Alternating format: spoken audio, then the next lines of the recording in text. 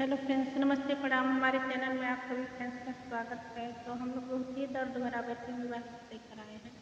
आप लोग जरूर सुनिएगा और अपना प्यार दुलार आशीर्वाद ऐसे ही बनाए रखिएगा। तो आप सभी को राधे राधे। चलिए लाल